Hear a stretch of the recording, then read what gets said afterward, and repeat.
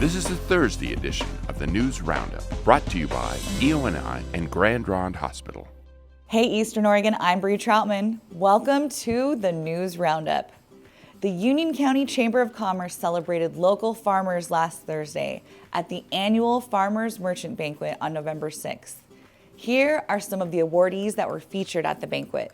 I'm Jed Hassinger, president of the Union County Farm Bureau, and it's my honor to present the Young Farmer of the Year Award. So the main criteria for the Young Farmer Award are, first, the person should be under 40 to qualify as a young farmer. Also, they need to be a good steward of the land and take good care of the land that they farm. They also need to be a good business person and make sure their finances are in the black. Also, they need to be a Farm Bureau member. One of the criteria that Zeb met was his involvement with community and industry groups. He's been on the Union County Farm Bureau board now for a couple of years.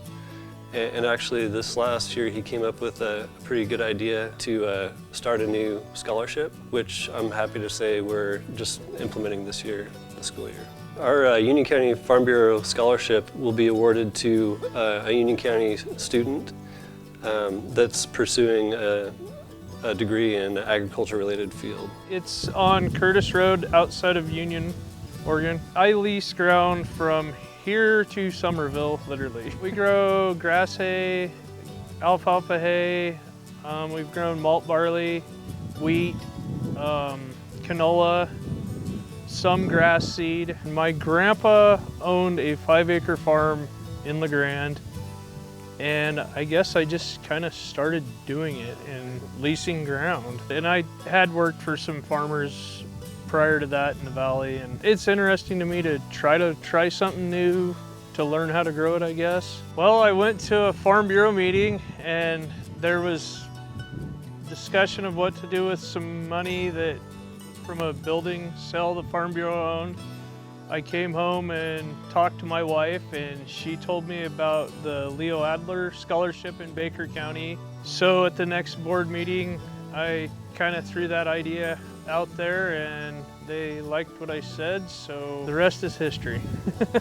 My name's Sarah Groh. Zeb and I have been married almost 16 years. Our anniversary is November 7th.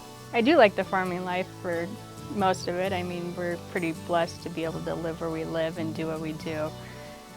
There's always the stressful part of it and, the part that you can't control, but overall it's definitely worth it. I'm excited for him. I know it's just an award, but I think it means a lot, just to the testament of who he is and his perseverance most of us have dreams as kids, but we don't end up doing it, and he did.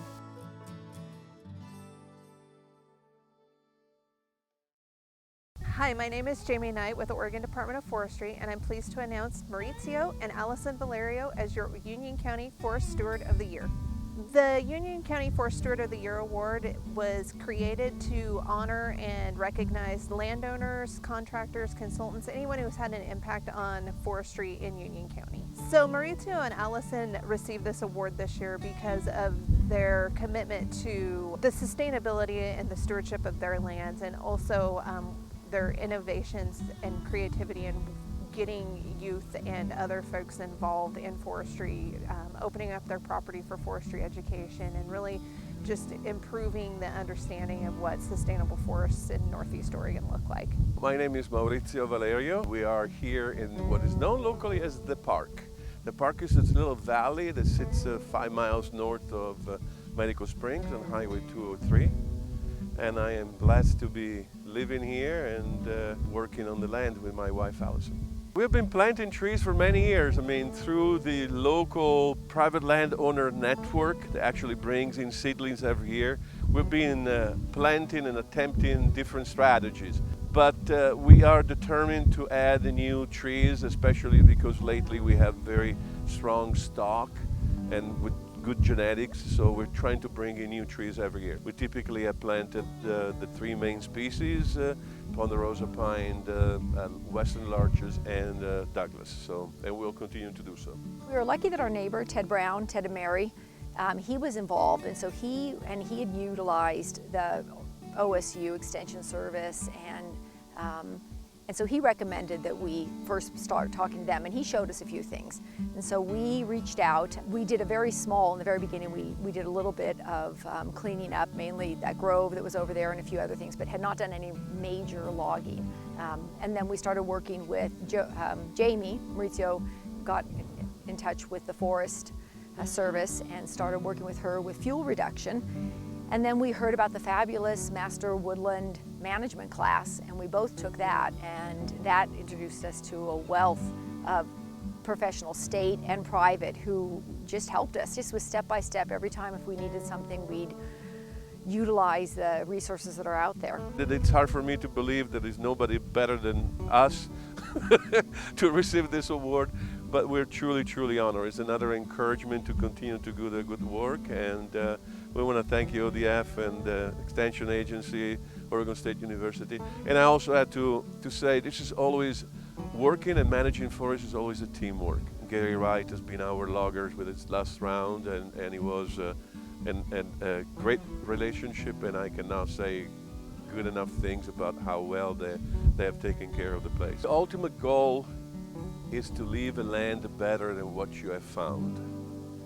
And my ultimate goal is to have somebody 50 years from now, 80 years from now, to come on this land and go like, wow, isn't this beautiful? There were 7 awardees in all, and we will continue showing remaining videos for the award winners weekly. Catch them on our Facebook page. National Rural Health Day is celebrated on November 21st this year. Northeast Oregon Health Education Center is drawing attention to this important recognition of rural healthcare services. National Rural Health Day is supported by the National State Offices of Rural Health to really celebrate the power of rural. Our challenges that are unique to rural and our successes that are unique to rural in our can-do spirit, our ability to really take anything on and make the best of situations with more limited resources, with more limited people. And so it's really just to celebrate the amazing care and investment that happens in rural healthcare. The most common thing that I hear from providers who choose to practice in rural communities is that they really appreciate the quality of life that they can have here. It's a beautiful valley, it's a beautiful region that we live in. There are so many opportunities to explore and have just a little bit slower paced way of life. But also, and I think most importantly, providers really feel that sense of community and investment in caring for the health and well-being of the place that they call home. National Rural Health Day is coming up next week, and their one-liner is the power of rural. And the power of rural means to me that I am caring for my community, that it's not just about the patients, it's not just about their families, it's about the whole thing. This is my community, and I want to take care of it. As a doctor of nursing practice, I'm going to have more leadership to take care of the community and not just my patient. I will have more experience in that arena, in that role. These people I see at sports games when my kids go. They're the teachers of my children. They are their classmates. They're my community members. And I want to take care of my community, not just my patients. The power of rural means to me that we're taking care of, our friends and our neighbors and our kids' friends and our church members and people we bump into at the grocery store and our coworkers.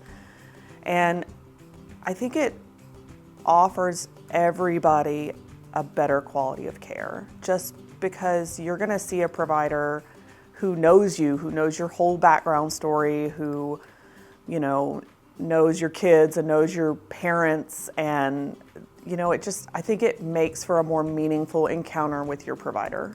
So I think that's the power of rural.